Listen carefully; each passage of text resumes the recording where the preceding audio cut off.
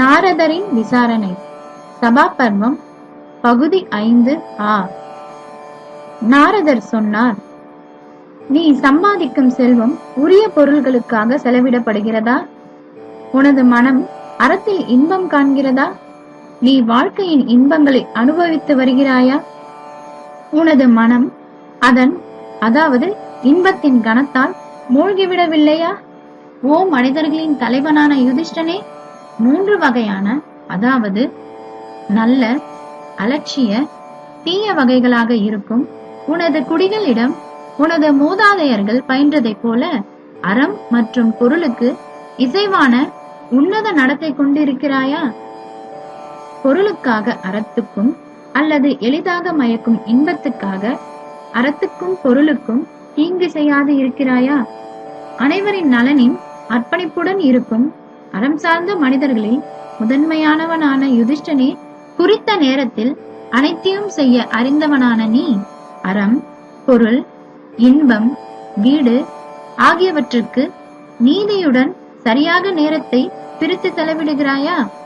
ஓ பாவமற்றவனே, மன்னர்களின் 6 பண்புக்கூறுகளை கொண்டு, அதாவது பேச்சில் புத்திசாலித்தனம், வழி செய்ய தயாராக இருத்தல், எதிரியை கையாள்வதில் புத்திசாலித்தனத்துடன் இருத்தல், நினைவு திறனுடன் இருத்தல், அறங்களையும் அரசியலையும் அறிந்து வைத்திருத்தல் ஆகியனவற்றை கொண்டு 7 வழிமுறைகளை, அதாவது வேற்றுமை விதைத்தல், தண்டனை அளித்தல், சமரசம், பரிசுகள், மந்திரங்கள், மருத்துவம் மற்றும் மாயம் ஆகியவற்றை கவனிக்கிறாயா?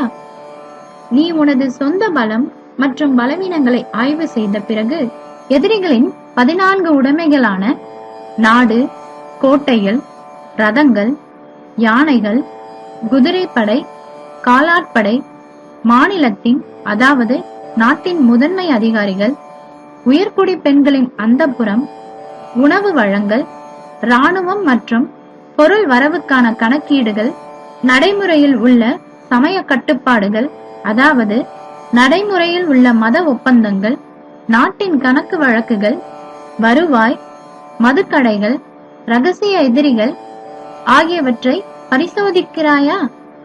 ஓ அறம் சார்ந்த ஏகாதிபதிகளை முதன்மையானவனான யுதிஷ்டா, உனது எதிரிகளுடன் அமைதியை ஏற்படுத்திக் கொண்டு உனது நாட்டிலும் எதிரியின் நாட்டிலும் 8 தொழில்களான விவசாயம், வணிகம், கோட்டை, அணை, யானை பிடித்தல், புதையல் எடுத்தல், தங்கம் வெட்டுதல், காலி இடங்களில் மக்களை குடியேற்றுதல் ஆகியன சரியாக ஆய்வு செய்து கவனிக்கிறாயா?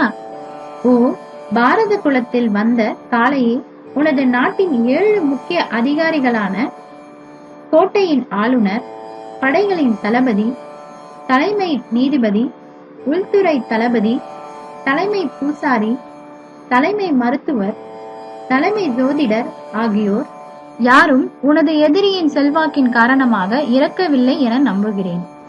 மேலும் நாட்டின் அந்த 7 முக்கிய அதிகாரிகள் தாங்கள் சம்பாதித்த செல்வத்தால் சோம்பேறிகள் ஆகவில்லை எனவும் நம்புகிறேன். அந்த 7 முக்கிய அதிகாரிகள் அனைவரும் உனக்கு கீழ்ப்படிந்து நடக்கிறார்கள் என்றும் நம்புகிறேன். மாறு வேடத்தில் இருக்கும் உனது நம்பிக்கைக்குரிய ஒற்றர்களோ, நீயோ அல்லது உனது அமைச்சர்களோ உனது ஆலோசனைகளை பகிரங்கப்படுத்துவதில்லை என நான் நம்புகிறேன். உனது நண்பர்கள், எதிரிகள், அந்நியர்கள் ஆகியோர் என்ன செய்கிறார்கள் என்பதை தெரிந்து கொண்டிருக்கிறாயா? அமைதியையும் போரையும் சரியான நேரங்களில் செய்கிறாயா? அந்நியர்களிடமும் உன்னிடம் நடுநிலையுடன் நடந்து கொள்பவர்களிடமும் நீ நடுநிலைமையுடன் நடந்து கொள்கிறாயா? ஓ வீரனான யுதிஷ்டனே, உனது அமைச்சர்களை வயதில் மூத்தவர்களாக, கண்டிக்கும் குணம் கொண்டவர்களாக, எது செய்யப்பட வேண்டும் எது செய்யப்படக்கூடாது என்பதை புரிந்து கொள்பவர்களாக, பிறப்பாலும் இரத்தத்தாலும் சுத்தமானவர்களாக, உன்னிடம் அர்ப்பணிப்பு உள்ளவர்களாக, தகுதியில் உன்னை போலவே இருப்பவர்களை தேர்ந்தெடுத்திருக்கிறாயா? ஓ பாரதனான யுதிஷ்டா, அரசர்களின் வெற்றிகளுக்கு நல்ல ஆலோசனைகளே காரணம். ஓ குழந்தாய், உனது நாடு சாத்திரங்களை கற்று தங்கள் ஆலோசனைகளை ரகசியமாக வைத்துக் கொள்ளும் அமைச்சர்களால் காக்கப்படுகிறதா? எதிரிகள் அதை பலவீனப்படுத்தாமல் இருக்கின்றார்களா? நீ தூக்கத்திற்கு அடிமையாகாமல் இருக்கிறாயா? சரியான நேரத்தில் விழிக்கிறாயா? லாபம் விளைவிக்கும் தேடுதல்களை இரவின் கடைசி மணி நேரங்களில் நினைத்து அடுத்த நாள் நீ என்ன செய்ய வேண்டும் என்றும் என்ன செய்யக்கூடாது என்றும் தீர்மானிக்கிறாயா? எதையும் தனிமையாக நீயே தீர்மானிக்காமலும் அதே நேரத்தில் பல பேரிடம் ஆலோசனை கேட்காமலும் இருக்கிறாயா? நீ செய்ய நினைக்கும் ஆலோசனைகளை உனது நாடு அறியாமல் இருக்கிறதா? சிறிய சாதனையும் பெரிய பயனும் உள்ள காரியங்களை தேர்ந்தெடுத்து அப்படிப்பட்டவற்றை இடையூறு வராதவாறு விரைவாக செய்கிறாயா? உழவர்களை உனது பார்வையில் இருந்து விலக்காமல் இருக்கிறாயா? அவர்கள் உன்னை அணுக அச்சமில்லாமல் இருக்கிறார்களா? நீ உனது காரியங்களை நம்பிக்கைக்குரிய தூய்மையானவர்களையும் அனுபவம் கொண்டவர்களையும் கொண்டு செய்கிறாயா? ஓ வீரமன்னனான யுதிஷ்டனே, உன்னால் சாதிக்கப்பட்ட சாதனைகளையும் உன்னால் தொடங்கப்பட்டு முடியாத காரியங்களை மட்டுமே மக்கள் அறிந்து தொடங்கப்படாததையும் ஆலோசனையில் உள்ளதையும் அறியாமல் இருக்கிறார்களா? இளவரசர்களுக்கும் படைகளின் தலைவர்களுக்கும் கல்வியின் அனைத்து கிளைகளையும் ஒழுக்க அறிவியலையும் கற்றுக் கொடுக்க அனுபவம் வாய்ந்த ஆசிரியர்களை நியமித்திருக்கிறாயா? 1000 பாமரர்களை கொடுத்து ஒரு கற்ற மனிதனை விலைக்கு வாங்கிக் கொள்கிறாயா? கற்ற மனிதன் நாட்டுக்கு துயர் நிறைந்த காலங்களில் பெரும் நன்மையை செய்கிறான். உனது கோட்டைகளில் எப்போதும் செல்வமும் உணவும் ஆயுதங்களும் நீரும் பொறிகளும் கருவிகளும் இருக்கின்றனவா? அங்கே பொறியாளர்களும் வில்லாளிகளும் இருக்கிறார்களா? புத்திசாலித்தனமும் வீரமும் கொண்ட ஒரே அமைச்சர் கூட தனது ஆசைகளை கட்டுக்குள் வைத்து ஞானமும் நீதியும் கொண்டிருந்தானால் அவனால் ஒரு மன்னனுக்கோ அல்லது மன்னனின் மகனுக்கோ பெரும் வளமையை கொடுக்க முடியும். ஆகையால் நான் உன்னிடம் கேட்கிறேன், உன்னிடம் அப்படிப்பட்ட அமைச்சர் இருக்கிறாரா?